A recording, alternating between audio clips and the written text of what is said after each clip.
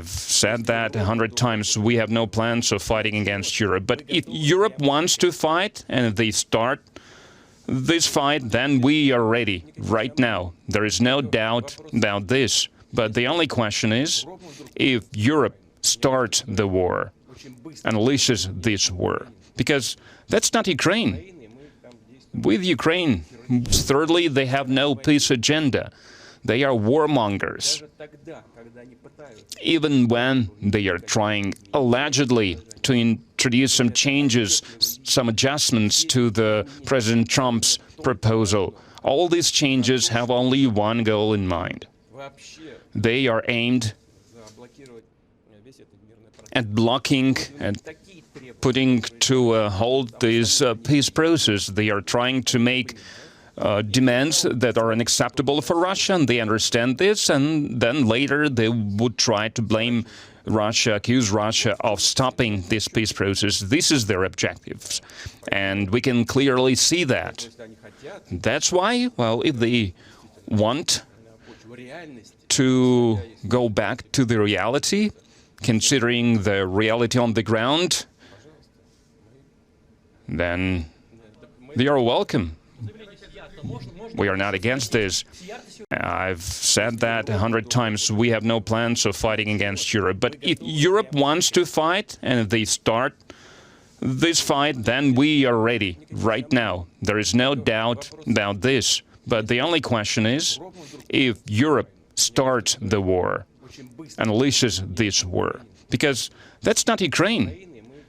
With Ukraine, we use some surgical means. We are trying to be really careful, because you understand why. This is not a war in the direct sense of the word.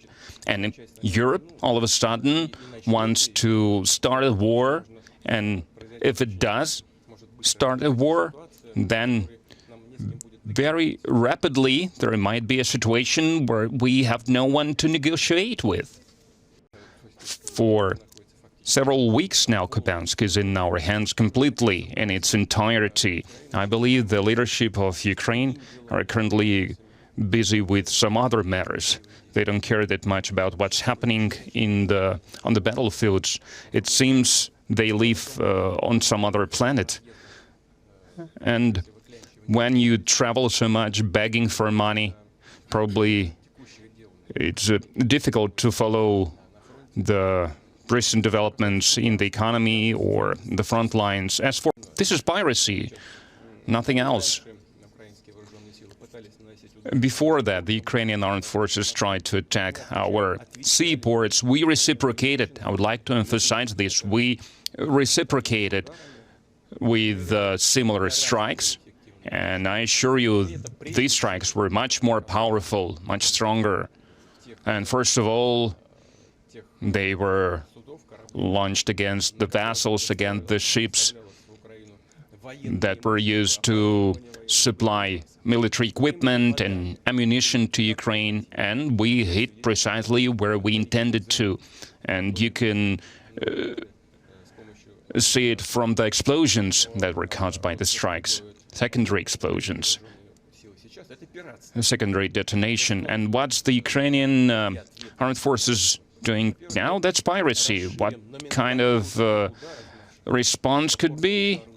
We can enhance our strikes against the port infrastructure and against the vessels that are entering Ukrainian ports. That's one. Secondly, if this goes on, then we will look into the possibility, I'm not saying that we will do this, but we will consider it, to perform some actions against the vessels of those countries that are helping Ukraine with performing these piracy actions. So we might cut Ukraine off the sea to stop them from being involved with these piracy tactics.